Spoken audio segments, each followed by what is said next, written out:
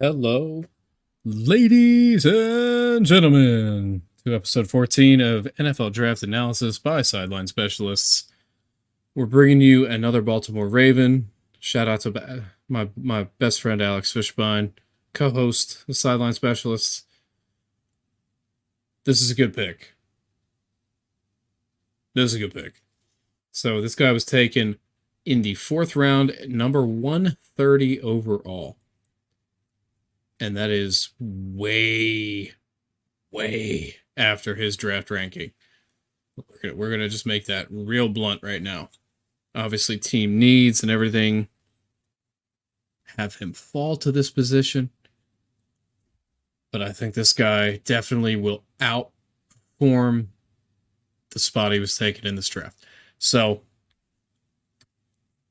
solid cornerback, played at Iowa State, 6'1", 190, 32. We're gonna say 32-inch arms. Nobody gives a single F about the 1/8 of an inch. Nobody does. Sorry.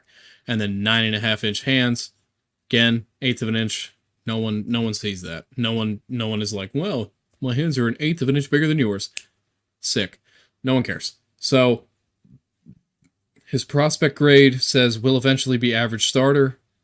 If you can actually find an average starting CB in the 4th round, and you are going to look me dead in my eyeballs and tell me that that's not a steal, you're delusional. Considering where he's going, the Baltimore Ravens, which pride themselves on their secondary, on their defense. You obviously take Nate Wiggins in the 1st round. You add that to Kyle Hamilton, Marlon Humphrey. Like they got guys. They got some guys back there. And they're just trying to add to it. They're trying to add depth. They're trying to add competition. This guy played 4 years in college. That's awesome because he's developed in terms of a collegiate athlete, and then he's going to go to a place that will absolutely help him develop into a very good, serviceable NFL player. So we are going to watch highlights on TJ Tampa. I'm looking forward to this. We'll look down here. There's obviously these little videos. We ignore these all the time, but I just like that it says physical basketball background, which means this dude probably has really good hops and an average recovery speed. That is something that you can adjust if you can help this guy just develop footwork. You can adjust that. That's not one of those unteachable, unlearnable things. You can work on that. Recovery speed, though, like obviously super important. If a guy gets beat, you need him to actually be able to get back into a position that is conducive to a successful defensive play. You're not going to want to draft a guy that's just going to be cooked all the time. All right. So 2023 stats. We'll actually pause right here. I'm going to pause this on this video. We're going to pop over. 44 tackles, 2 INTs, 7 pass breakups. Very solid stat line. So we're jumping into a game against Oklahoma State here. He was in front of that receiver the whole time. That is excellent coverage. Let's see. Yep, you can see him right in the middle of the screen there. Gets right in front of that. Was right with the receiver. Very well done right there. Number 2 on number 2. Iowa State Cyclone number 2. TJ Tampa gets the W on that. Holy smokes. Wow, hold on. That is God, he hit the hell out of him. Wow. The sound on that. I like this commentator. He actually said, unironically, with the hit stick, and that is super accurate. That is a hospital pass and a half. But it's only a hospital pass if a defender makes the play, and TJ Tampa made the play. God, this guy wants to hit the heck out of everybody, dude. Woo! Is this guy playing corner or is this guy playing safety? My goodness gracious. Nice. There's one of your PBUs. Well, this could have been from a different season, but that is... Empty throw, McNamara to Eric All, and he got Absolutely all at TJ Tampa. Holy smokes, man. Empty backfield. Rourke. I'm pulling out the catchphrases like I'm an 80-year-old man. God. I like what I'm seeing here. You could develop this guy 100%.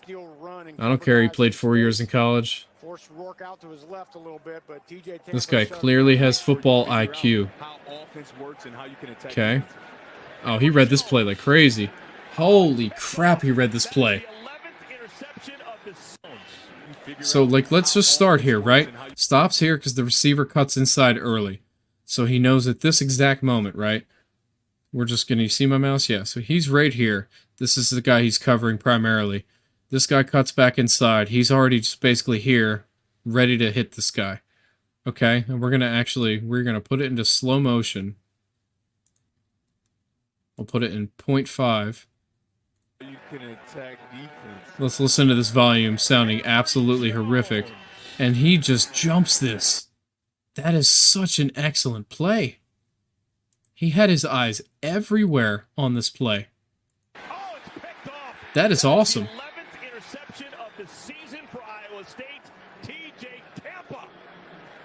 That is an extremely good play.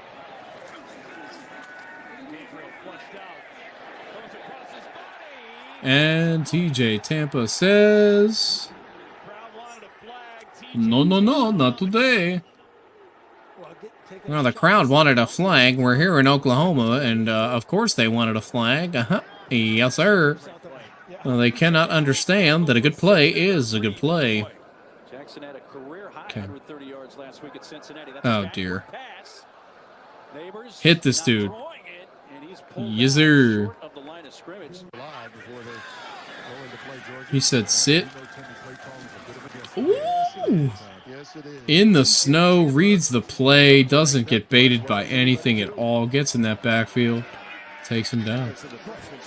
Meets him in the hole. Man, the sound effects that this guy creates with his hits. Loving that. Did he get a hand on that?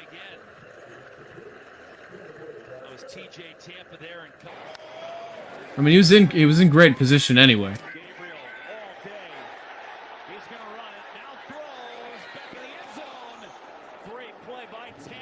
Denied. Nice. Sorry, I'm actually like intently watching because I feel like on defensive players' videos you actually have to really watch. Like on the offensive player videos, the guys actually have the ball.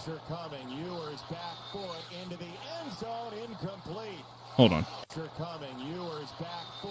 Alright, I'm going to keep it a buck. That's a PI in the NFL 10 out of 10 times. That's on AD Mitchell, so, I mean, tough receiver to cover. We obviously know that.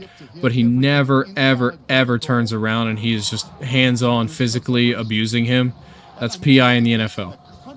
That play will not fly.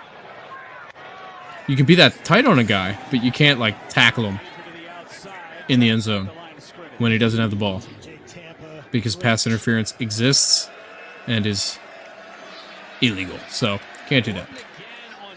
Okay, like that he steps up to actually make a play on a running play. Oh yeah. Oh yeah.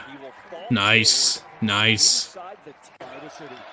Right up there, right off rip. Chase him down. Chase him down. Jumps over his own player. He is, oh my god, he is all over him like white on rice. Down he goes. Very good chase down tackle. Because it's not his fault that guy broke free. It's definitely him that stopped that touchdown, so well done. Okay, I like this video. Circles on him. Oh, yeah, you're done. You're chalked, son. He did.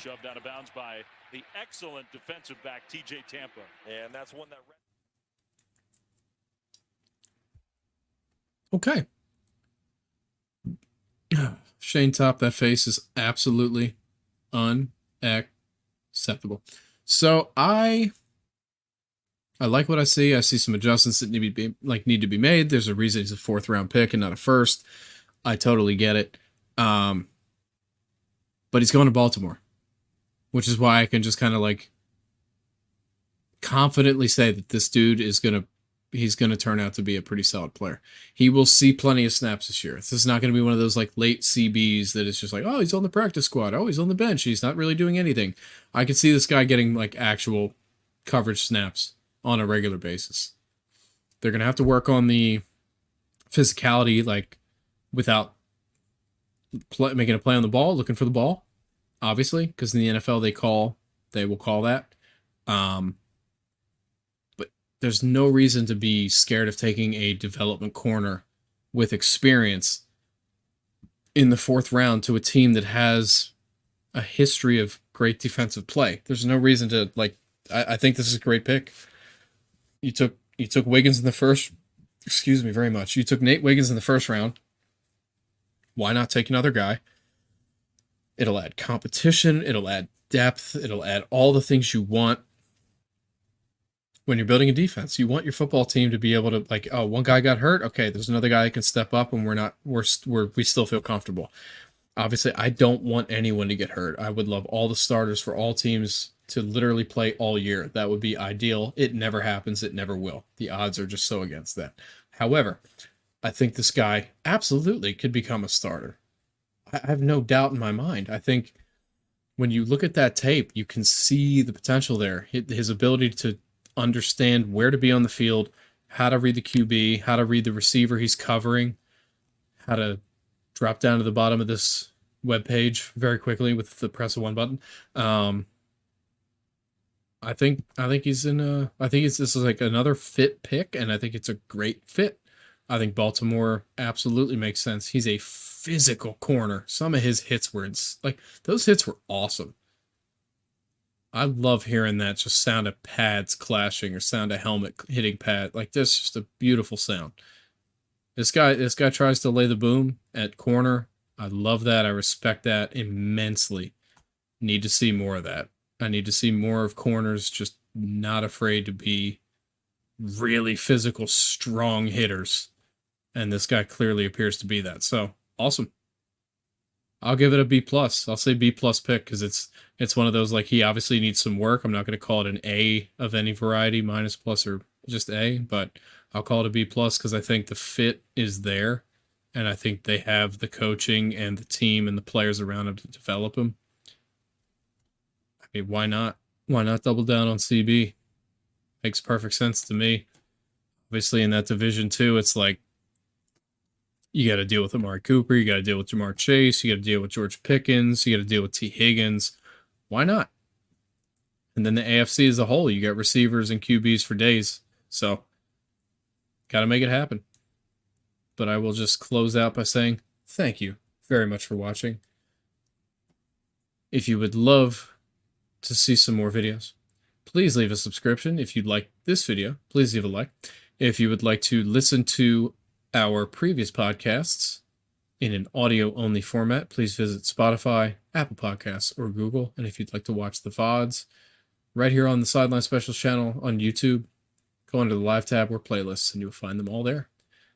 We will see you again very, very soon.